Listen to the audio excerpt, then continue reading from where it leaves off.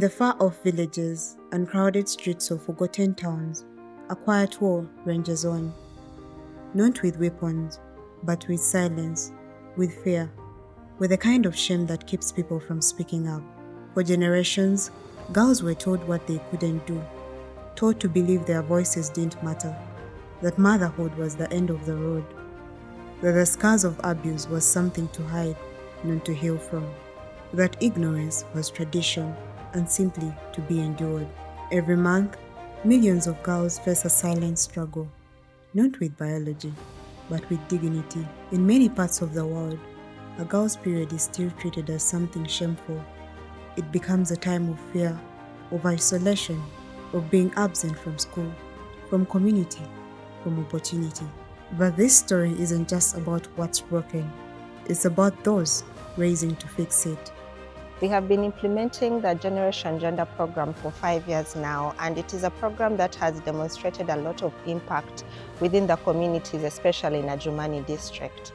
We have had a group of 12 peer advocates whose capabilities have been enhanced, who are now our peer advocates within the communities, championing the conversations of gender justice within their communities to ensure that these young people, the women and the girls, are able to access the justice that they require and need. Working under the Generation Gender Project, I was able to gain a leadership skill through the advocacy program we have on board. It has exposed me to the district people, making me known and empowering me with the district team and the stakeholders, including the implementing partners. I was able to gain visibility into them and strength to be able to present with the ability, and I was able to have space to present the issues affecting the young people. I know how much the project has supported us. I faced the challenge where I was impregnated at a young age, and I was not wanted in that home, and I had no support. But la jo office ni la jikalia angu kijena mo nyemana kitaibi jikuna mo office da. When she came to the office which was formed out of the GNG project, she was given a help. She was taught on how to sustain her own life. That is why I appreciate the project of GNG.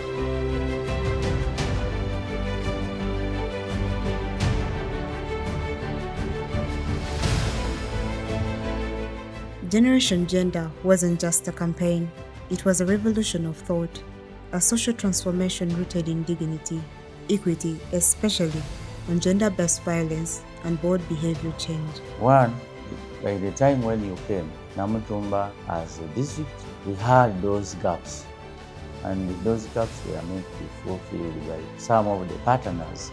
I think police can witness people are fighting each and every day in their homes, which actually can't bring involvement at their homes. Even their children were not going to school, because you know properly when people are not settled at their place, at their home, no development can take place. But since Generation Gender came, people have been very, very, very, very bright in getting knowledge in that thing here. So it has helped us in the whole district to an extent that there's a very big change. When many organizations stopped funding in Uganda, many girls stopped receiving help, and many pictured this as the beginning of sadness. Most of the girls have been facing challenges of the use of pads. Like, they find it hard getting pads because the disposable pads are expensive and most of them could not afford it. So this is going to be a chance to us, the girls of the area. I would like to thank this organization for giving me sanitary pad because I've been facing several challenges. I'm a girl who is lacking both mother and father. I do stay with my relative whereby they cannot afford everything what I need. They didn't just return to class, they reclaimed their futures with confidence and no shame. Generation Gender before nga tennajja mu kitundu kyaffe nganze akolera mu gundi mu saidi ya town council twali tufunamu obuzibuzibu enno sina butono bwali bungi kubanga nange ng'omuntu nalinamu obuzibu nganze nga sigendera nnyo ku gundi ku gender equality but bwe twagenda mu trainings ez'enjawulo nga tusupportingibwa generation gender twagenda tubanguka ng'abantu okusooka nze nganze n'enkyusibwa then olwo ne ntandika okuddayo mu community ne tugezaako n'okukyusa abantu ab'enjawulo. This project has provided different materials. They were able to come up with a simplified version of the different legal provisions, and we were able to distribute this to our district stakeholders here, right from the LC5 to the RDCs, COW's office, to the CDOs, to the CHAs, and some key cultural leaders and religious leaders. So they've helped us. We have had a vibrant, activated district chain link committee.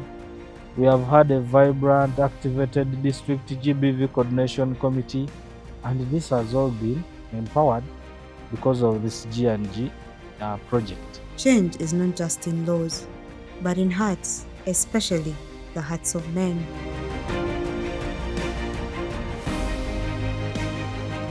Mental health had no name in these villages. Depression wore school uniforms. Trauma sat silently in classrooms. Generation Gender opened the door for healing, and behind it were the stories that needed to be heard. So here comes my story.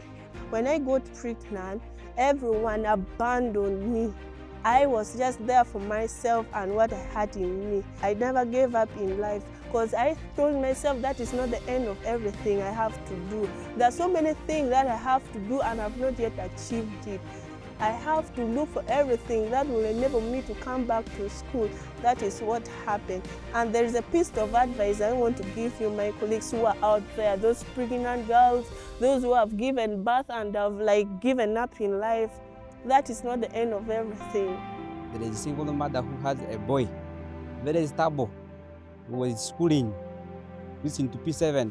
The guy failed the exam completely. Now, this man thought that is the end of his life.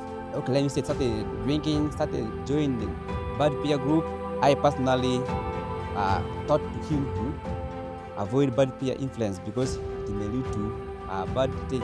At the time when GND wasn't, we had a very big problem in my sub-county, whereby people living with HIV, the young people going to receive the SRHR services were not all that okay because there was no confidentiality, whereby these people could fear. Some of them could even go to Kenya for their tablets. Since these people living with HIV came to my sub-county, I advocated for them. I went to the in-charge, talked to the in-charge that why is these people not getting confidentiality.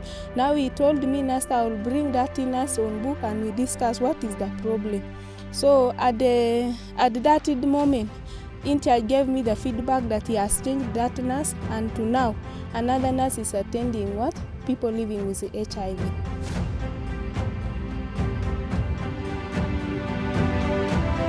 The community legal volunteers, we have been able to build trust within us and the community. For example, whatever I tell a person, they can easily believe other than somebody else that's not telling them. If somebody else comes, they'll tell them, first talk to Sheila. Let's first hear from Sheila and we see what she says. Because they know there is already a trust between us and the community. Because they already know that we already know the steps on which to take each case onto.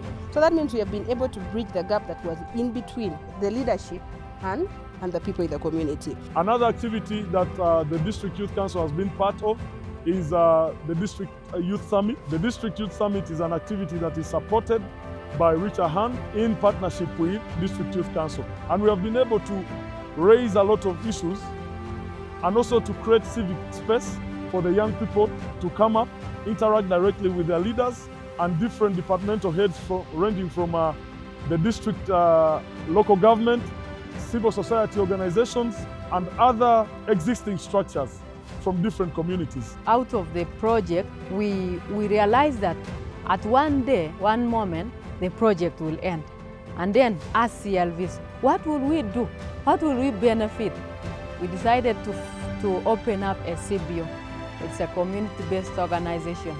And that office, we are doing activities of supporting GBV cases.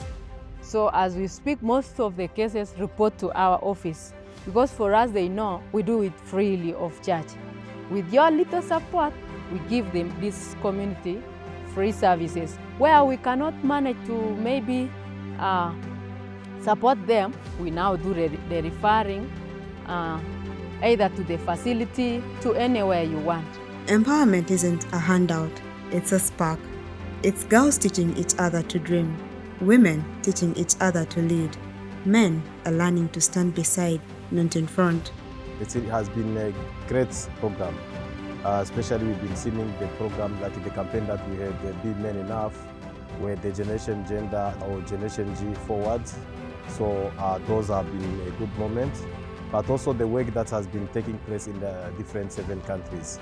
So we really appreciate the commitment from the management who are leading those organizations, but also our community volunteer, the peer educators, the community legal advocates. So we appreciate the 5 years has been well, and we can see the expansion or the extent of the program, where most of the the government or local leaders has been putting even more money for sustainability for this program after these 5 years. So we really appreciate, as a district, we want to thank them, and we want to tell them that our gates are open.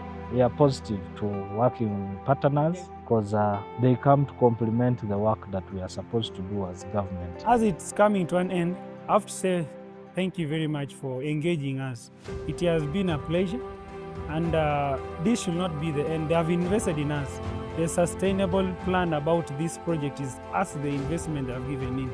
We are going to make sure that we work hand in hand with our community members, trying to continue with the service. As Reach a Hand Uganda, we are really happy to be part of such a program that has touched the lives of the people, a program that has touched the lives of our young people, those are the peer educators, and enhance them to levels that are beyond our comprehension. And we'll continue to work towards addressing the issues of the young people for young people to make sure that we are nurturing the leaders of tomorrow and a community that is self-sustainable in aspects of addressing the SRHR issues.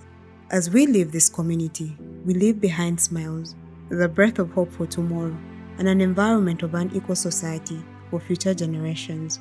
In the places they said nothing could change, everything changed, and it began with Generation Gender.